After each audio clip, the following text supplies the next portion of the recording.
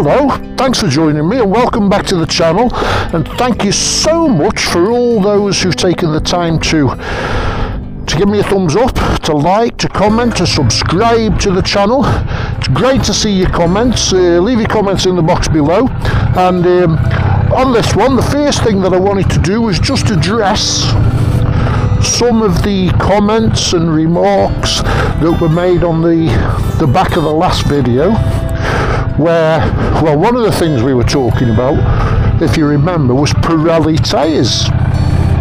I think one of the subscribers, or one of the viewers at least, had left a comment saying, the first thing I need to do, having bought this wonderful little T100, is to swap out, to ditch the awful Pirelli tyres. And I asked you people to tell me what you thought about them. And generally, thank you for all the responses. I'm sure I've read all the responses, and I do try to reply to them all. So first of all, thank you for commenting and leaving your thoughts. But the general consensus is, at least from the people who've commented, and that's not everybody of course, is that quite a few of you are saying that they're not the best thing, they're not the last word in tyres, and maybe they may be worth swapping out. And the general consensus seems to be the majority are in favour of Bridgestones. So again, I'm not sure what you think about them, but Bridgestones seem to be the most popular choice when getting rid of them. A couple of people have said Michelins. I think one person said Dunlops, and another fella said Avon tyres were his preferred choice. Although by his own admission, I think that was done on cost. He said they were a bit cheaper than the rest, so I had them and I find them fine, which is wonderful. Now, personally, my own findings is I do see what you mean sometimes about this tracking and following ruts in the road and stuff like that. But having said that, I mean, my tyres are, they've done about 2,000 miles, so I'm not sure how long these things last for. That's another thing. Let me know how long people think they're going to last for. But they seem to, that I've got loads left on them. And I've no real intention of swapping them out. I'm getting on all right with them, to be honest. Now, the caveat is I don't ride in bad weather. Yeah, they'll hit a rut sometimes, and they do seem to follow it. I'm not disagreeing, but wouldn't all tyres do that? The state of our roads here in the UK is shocking, isn't it? The amount that we get taxed and the services that we get back. I don't know where all this money's going to, but, well, it certainly isn't going on the roads. We all know that. But I'm just wondering how other tyres would cope with the state of our roads. And I suspect that, some of them might be slightly better, but is it really worth me going out and spending, I don't know, 300 quid on a pair of tyres when these are perfectly serviceable? And it just seems so I'm not going to be doing that. I for one am quite happy. With them, to be honest. Maybe it's just because they seem to be, some of you will be aware, I've come from an Enfield Classic, and they had Seats, which are an Indian brand tyres, and I'd got no problems with them at all. Given the performance that the bike delivered, they were perfect. But these seem to be, and I think it's just the size of them, it seems to be a little bit more stable, but I suspect that's just simply the size of the tyre. I may be wrong, but because I don't push them anywhere. I just tickle around nice and steady, and I never seem to have much of a problem. So thank you for commenting. Any other comments, leave them below. It'd be good to hear your thoughts. But for me, I think I'm happy enough with them. When I change them, now that's a different matter. Then I think I'd probably go for Bridgestones, given the advice that I'm receiving through this little YouTube malarkey. So thank you for that. Now, just while I'm on it and dealing with the last vlog, one or two people were interested to see Mike. Now, Mike's in Scotland, and he's got a speed twin, if memory serves me right. He's got a speed twin, and I was talking about the pretty useless front mudguard that not just Triumph, but manufacturers fit to the bikes these days, resulting in all the crud and all the crap coming off the road, off your front wheel and up on the front of your engine, which I hate it. Now my sort of solution, and I shouldn't have to be coming up with a solution, is to fit the fender extender, which I do think has helped, but it's not completely cured it, I don't think, but it's helped. Now Mike, what his solution was to fit a Royal Enfield Classic 350, which is a wonderful, proper, solid metal mudguard, and he's fitted that on his speed trim. And one or two people have asked for a picture, which we popped on, but they wanted another picture, a close-up of how he'd mounted the mudguard to the bottom of the forks. So I asked Mike, he sent that in, he's happy to provide that, and so I'll pop the picture up now. There we go, I'll get the picture up on screen for you. And what he's done is he's fixed the bottom mudguard stay with what he calls a P-clip, a stainless steel rubber-backed P-clip, which you can, if you just Google I hadn't really heard of them, and I just looked on eBay and there they were, 50mm P-clip, and up they come. Now he did say he had to drill another hole just to get it tight, but essentially that's it, pretty straightforward fastening. So that's wonderful, thank you very much for that, Mike. One or two people were asking about that. I'm not sure if it's if the price of Royal Enfield Classic mudguards on eBay is going to go through the roof now as a result of this, but it is a great solution. It looks great on your bike. Thanks for sharing, and I hope that's of value to anyone who is considering going down the same route. So thanks, Mike. Okay, so just a resolution to my centre stand. It's going in on Wednesday. It's Monday today, so it's going on Wednesday. I intend to pop this video out on Wednesday to have a Triumph stand fitted at cost price, which was offered by the dealer. Lots of you have said that the dealer's been pretty fair, which I would agree with. I've got no qualms about that at all. So it's going in Wednesday to have a proper centre stand fitted. People were saying that the stand that was fitted to my bike was a Tech stand, and apparently even Tech in their blurb about the stand tell you don't sit on it because the lugs that are on the stand won't hold up to it and they'll collapse, and it would appear that that's what's happened to mine. The lugs have collapsed. And as I said, the dealer did offer to take it out and try and re-weld the lugs, which was, you know, perhaps above and beyond, I don't know. But people have said how the dealer, like, shout out to them really, Staffordshire Triumph have dealt with me fairly. I think they have as well. So they did offer to repair it. But, you know, I'm just thinking, Tech, I've bought a few things off Tech, and they are quite a well respected aftermarket, you know, parts and accessories place. But I'm a bit surprised that they would not come up with a solution, shall we say, that they are happy to release something like that and say, okay, he's a centre stand, he's however much it is, but don't sit on it because it'll collapse. You know, people sit on them, don't they? It's just a thing that they do. It'll collapse if I sat on it, that's for sure. But anyway, that was your thoughts, so thank you for that. Centre stand going on, and Tech, come on, sort out that stand so as you can sit on it. You know, I mean, the advice should be that you don't, fair enough, but if you do, it shouldn't be collapsing. So that's my thoughts on that one. What else have we got? Now, while I've been receiving these comments, here's another couple of things for you, just a couple of little bits and bobs. One or two people, more than one or two people have said, one or two in conjunction with the tyre issue, ditch them Pirellis. And they said, and while you're at it, pop some progressive fork springs into your front end and it'll transform the riding. So, progressive front fork springs. What are our thoughts on them? Some people have fitted them and said it transforms it.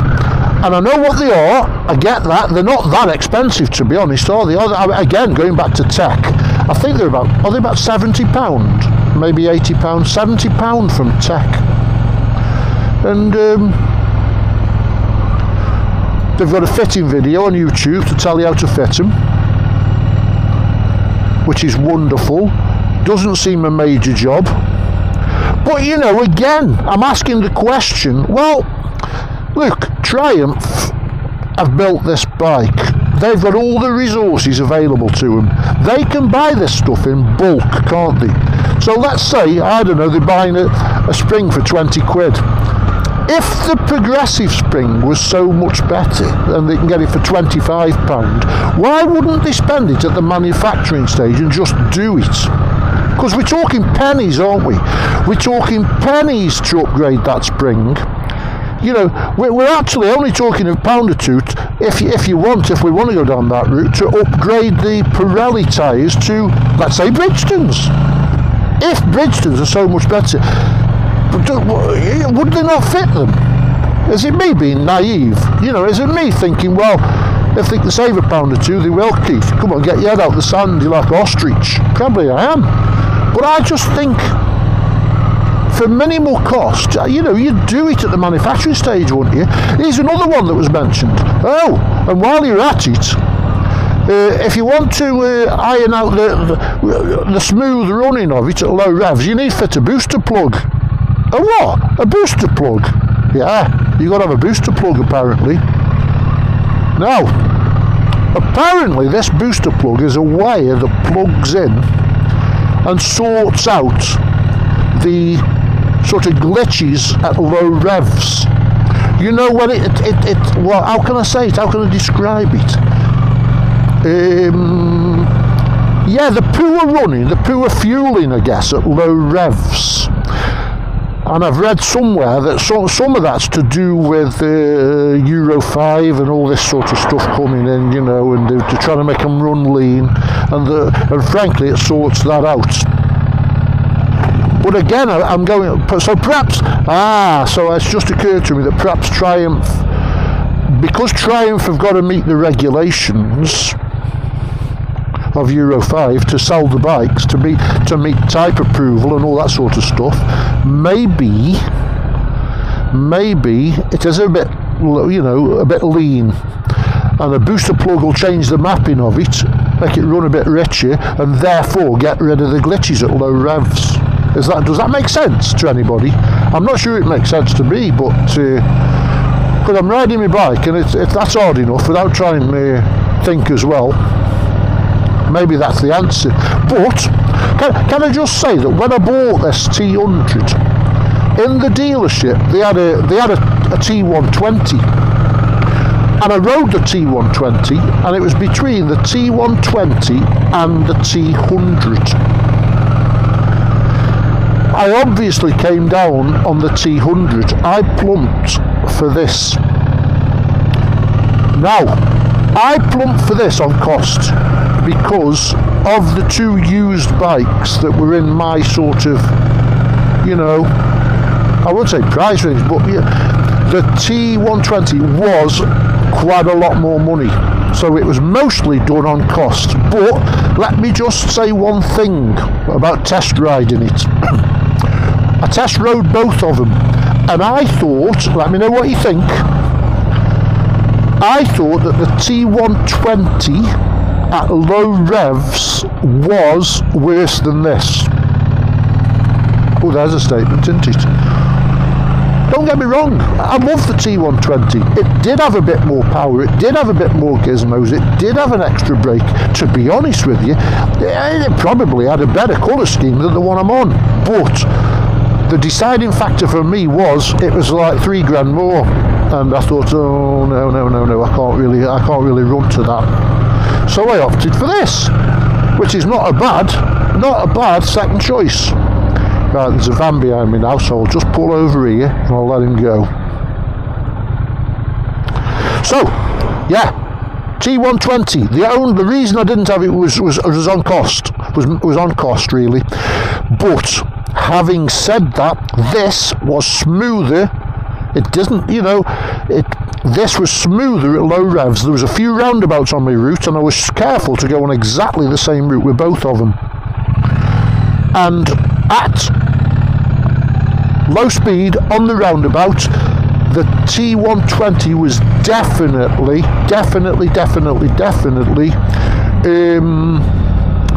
hunting a bit. For, you know, I don't know. It was. What's the word I'm looking for? Help me out. It'll come to me in a bit. But it was definitely not as smooth as this here. This T100 was smoother. Okay, a couple of things I wanted to touch on. As you're probably aware, I've got my comfort seat on this bike. Don't get me started on why Triumph do a comfort seat, which is exactly the same as the standard seat, but it's got some netting inside it, so it makes probably different foam, which makes it more comfortable. And then they charge you 300 quid for it, but still, don't get me started on that. Because I think they should fit it to standard, but still, that's it. It's a money-making game, isn't it? Eh? They're in business to make money, aren't they? See, and that's what they do. We don't have to buy them, I suppose. But then again, they've got to remember we don't have to buy the bikes, do we? Anyway, I bought one or two bits for it, which should be coming this week, and I'll show you. And the reason I've bought them is because, and I might well regret this, at my age, at my tender age, sort of mid-60s, you know what it's like when you're scrambling, doing your maintenance on your bike, and you're scrambling round the floor and you need a 10mm spanner and you have to get up, and so you get back down again, and you find out it was a 12mm spanner, and you have to get up and then the next day you feel like you've run the London Marathon. You know, aches and pains everywhere, aches and pains you never thought places could ache, you start aching, don't you? Well, I'm going camping. Yeah, camping. I must be mad. But I thought, well, my missus can't come with me anymore, and so I've bought a few bits, and the latest bits that I've bought for this camping expedition that are bike related are, I've bought some throw-over panniers, and I bought some pannier rails stick on the bike so they don't get in the back wheels, and I've bought a quad lock